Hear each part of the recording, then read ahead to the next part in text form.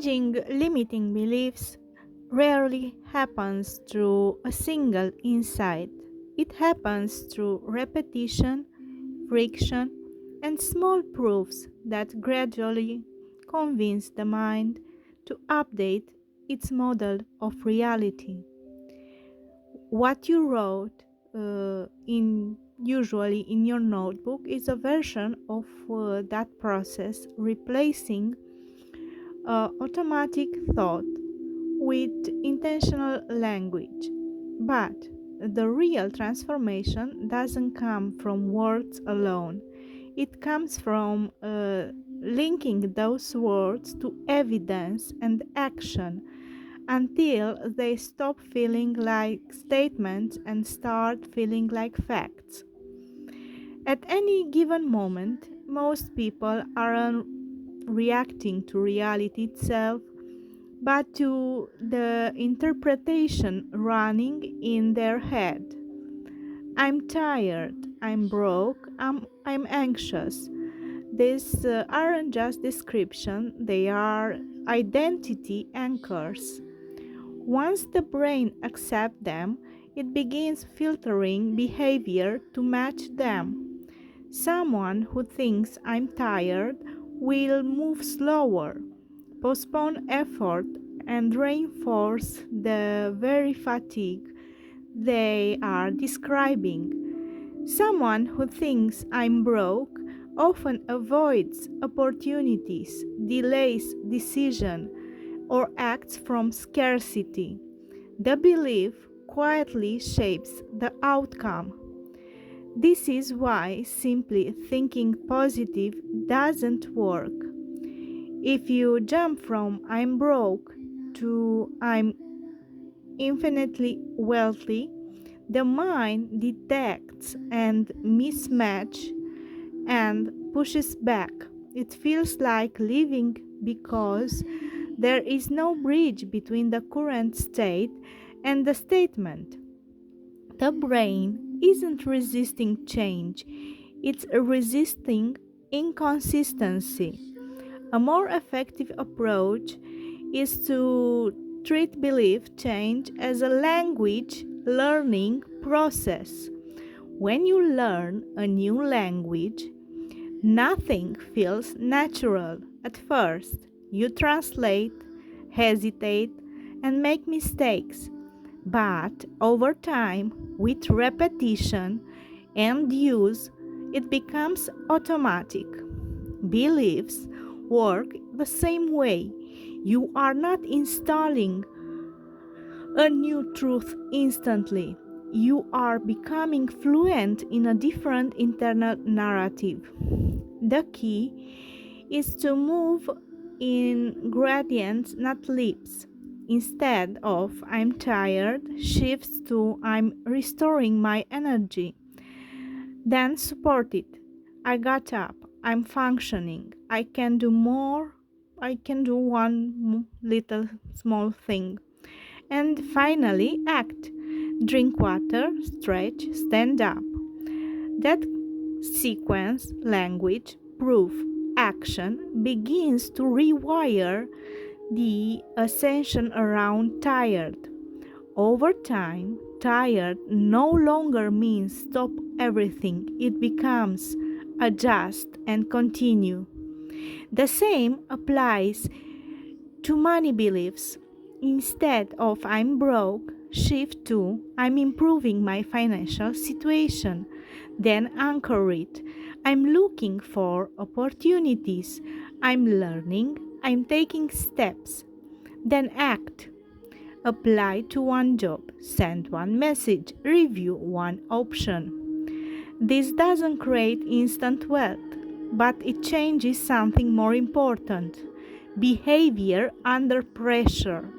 And behavior repeated consistently is what eventually produces financial change. Anxiety follows a similar pattern. The default belief might be I can't handle this.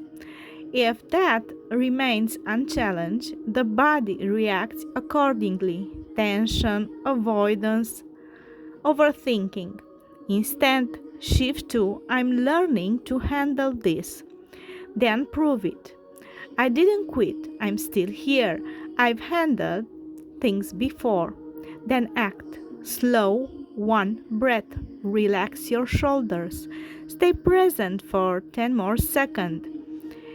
This doesn't eliminate anxiety immediately, but it interrupts the automatic escalation and replaces it with control, even if it's small at first.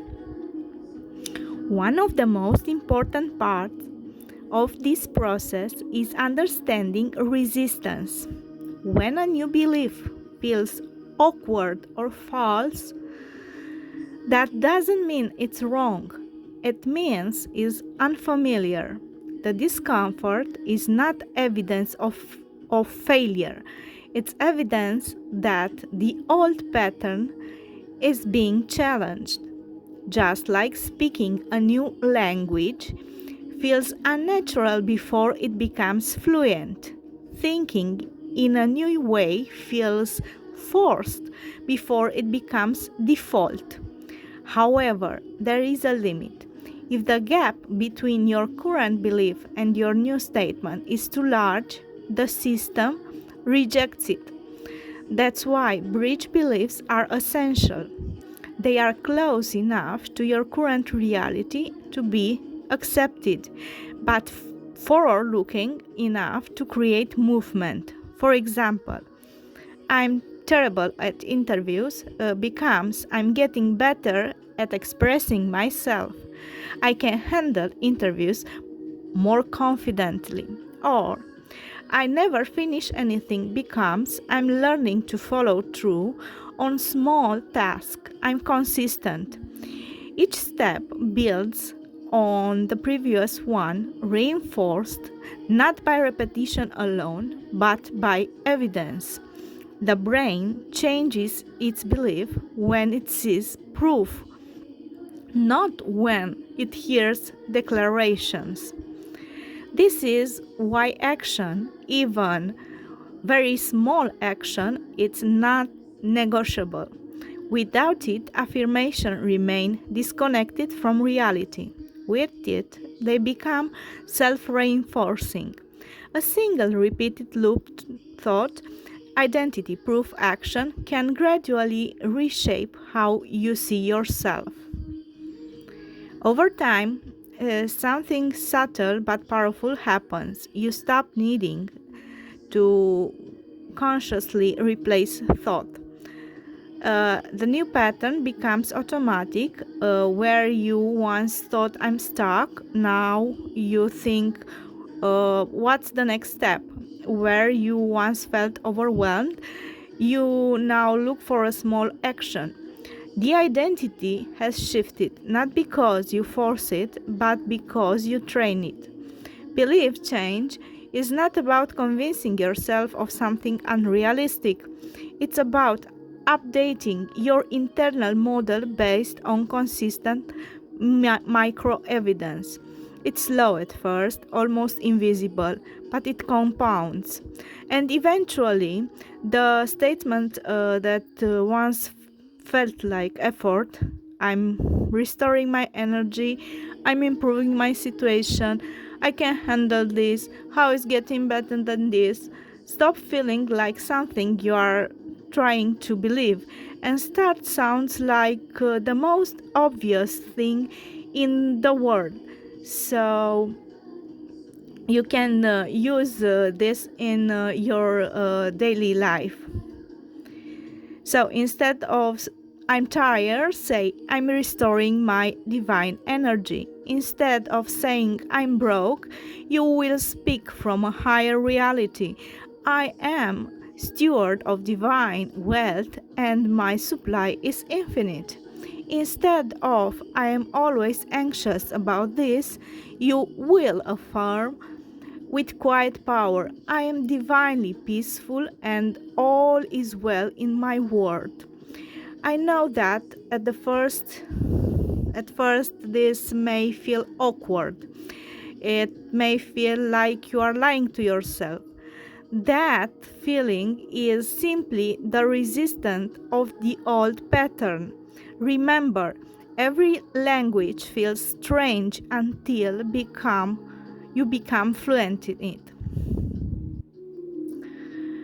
What you are doing here is a mix of cognitive framing and identity scripting that can help, but only under one condition. It has to connect to reality through action. If you say, I am wealthy, but your behavior stay in the same, your brain eventually rejects it. But if you say, I'm becoming someone who manages money better, and then you act slightly differently, track spending, apply for jobs, learn skills, then the affirmation starts to stick. You are not just repeating words, you are rewriting internal language. You acknowledge resistance, that's rare and important, and you frame it as learning process, fluency, which is psychologically accurate.